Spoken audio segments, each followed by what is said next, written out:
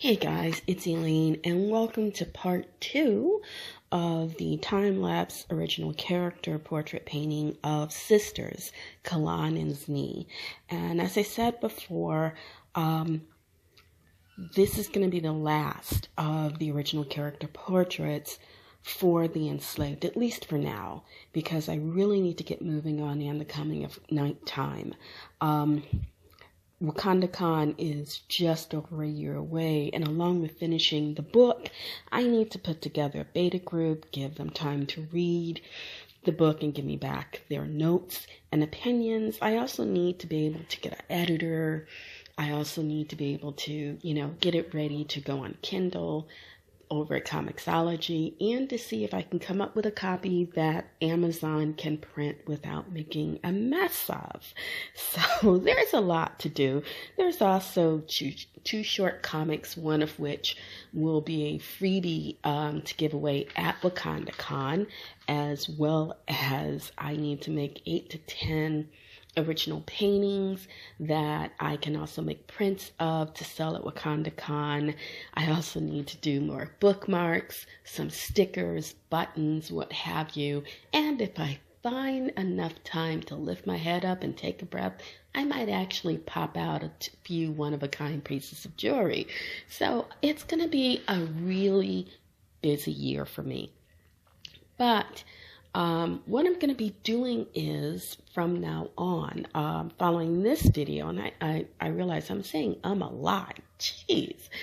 What I'm going to be doing is I'm going to take you guys on the journey with me. So as I get pages done for the Enslaved, not the Enslaved, and the Coming of Nighttime. See, I got to get off the Enslaved because I really got to get my head into this graphic novel. But as I get into And the Coming of Nighttime, you'll be seeing illustrations from that book, as well as panels and whole pages. I'll be giving you updates on where I am in it. If I have a spot that opens up for beta readers, I may just put a call out here on YouTube to see if anybody's interested.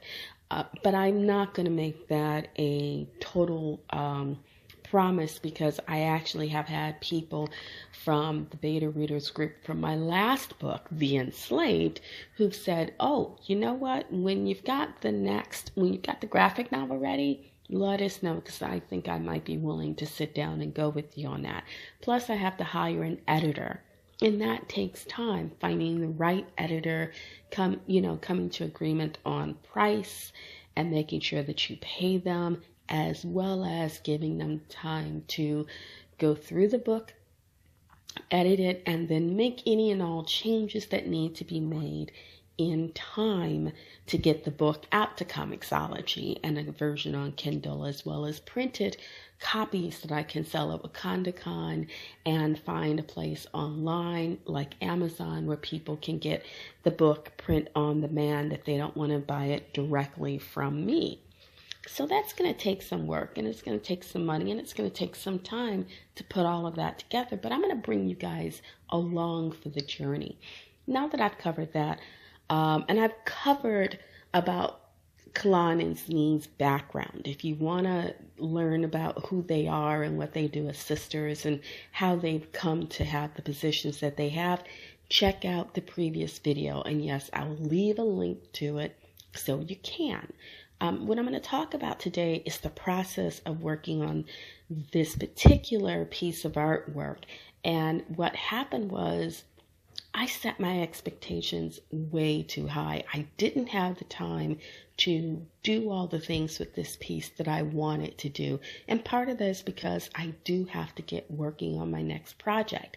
So trying to do this like I would have said a traditional piece, where if I was working in acrylics or a mixed media piece, I would have started with very thin washes of either acrylic paint, acrylic inks, or watercolors, and then taking my time to build up, and then finishing it with pencils, colored pencils, markers, and the like. There was no time for that. And so there were a lot of things that kind of got rushed through, and I still haven't finished it. But I finished it enough to get an idea of what I was going for, and this particular piece was done specifically for the YouTube channel because, there's no sense in having a channel if you're not putting out content. And because The Enslaved was the book that is currently out, I started with putting out content about that book, talking about the other content that I've created. Now we're going into And the Coming of Nighttime, and so the next content that I'll be putting out will be about that. I actually have artwork from the book, from the beginning of the book before you get into the story, that needs to be redone. I originally did that artwork with 2 fingers and a touchpad, if you can believe it. And some pieces came out okay, but some really need to be reworked. It's a matter of, in the case of one piece that's 2 of my original characters, that'll be in book 2, not in book 1, even though the picture of them is at the beginning of book 1. The perspective of the buildings behind them is all off, and then their positions are all off. So it really needs to be redone. There's a picture I love called Nothing Like the Sun that I really want to rework. The girl's eyes are fine, but I really want to rework those werewolf eyeballs and make it look more like a painting as opposed to a not really well done piece of illustration. But considering where I was when I was doing that artwork, say 10, 12 years ago, it was the best I could do with what I had. And I'm going to talk about that again because I don't think I can stress it enough. Start where you are. Don't let someone talk you into spending thousands and thousands of dollars on equipment that you really can't afford and may have a hard time figuring out how to use. Go cheaper. Go to eBay. If you can do I can do this with my hand and just look at the screen and be okay, you can get a Wacom bamboo tablet, which is their cheapest beginning tablet. I think they're less than $100 now. There are some other tablets out there that are way less than Wacom's, and they have some beginning tablets that are like $40-50. But the thing is Wacom is the industry leader for a reason. And I would say if you can get the Wacom tablet, get the Wacom tablet. If you can't, then can't. If you need a light board, surprisingly, Crayola makes a light box for like $25 that you can get on Amazon. Or if you're lucky enough, you can sometimes find them at Target for $25. Go to places like that. Look at Dick Blick's. They have deals for you to order stuff online that are sometimes better than getting it at their shop. Or if you don't have a Dick Blick's around you, and I'm talking Blick's art store, go look on them online or go to a Michael's. Michael's has a whole section of art supplies, and they go from student to professional grade. And if you're just starting out, start with the student. Figure out what media works for you and get the Michael's grade. When Michael's has that $5 sale or that $15, $20 sale on whether it's their pencils, ink pens, markers, watercolor markers, watercolor pencils, color pencils, whatever, hit those sales. Take a coupon. Depending on the Michaels, if you don't have a coupon, some of those ladies are really nice enough where they'll just say, here, I'll swipe that for you. Just be nice and pleasant. You'd be surprised at what you can find. Hit a thrift store. If you're looking to design stuff, hit a thrift store. Find pieces that are similar to what you want to do, deconstruct them, and then reconstruct them and see what you come up with. There are ways to start that are a lot cheaper than you think. This is the 21st century. You would be surprised at what you can start with on the cheap nowadays than you couldn't have done, say, I don't know, 10, 20, 30, 40, 50 years ago, like when I was a kid. Yes, I am 58. My 60th birthday is less than 2 years away. Get over yourselves. Anyway, it's been 10 minutes and I've been rambling on.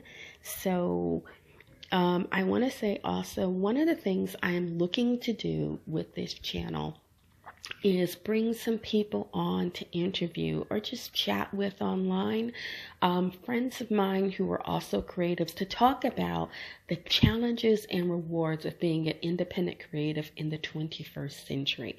And I'm not going to bring people who are so up there, they've got all this stuff and they just want to talk about being famous and whatnot, and they don't want to talk about what it took to get there. I want to bring people who are going to talk about what it takes to get there. What's that process like for you? What's your work process like? What's your pipeline? Whatever they call it. Those are the people I want to bring for you to see, because I think those are the people who are going to do you the most good. Yes, it's always great to look at the work of the people who do amazing work and are really just, they're superstars. That's always good.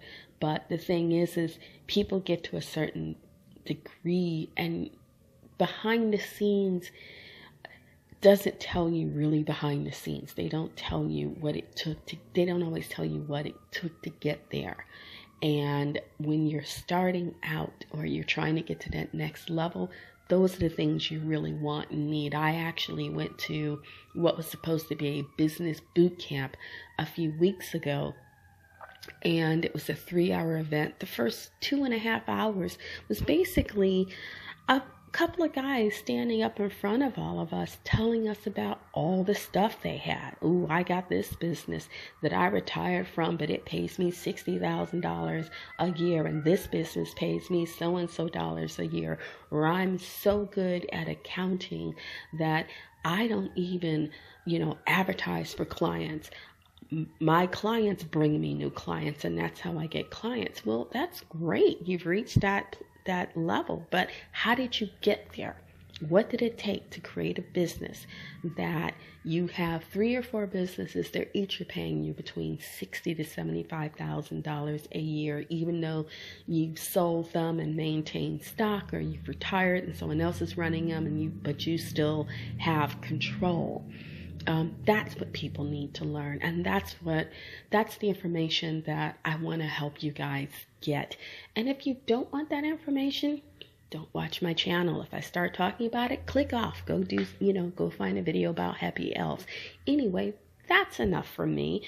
I'm going to leave you some time for a little music, and I just want to say, hey, treat yourselves nicely. Treat other people around you nicely. Maybe if we're all a little nicer to each other, we might survive not only survive the next 21 years or so, but we may also figure out how to see that we can go beyond. Anyway, have a great day.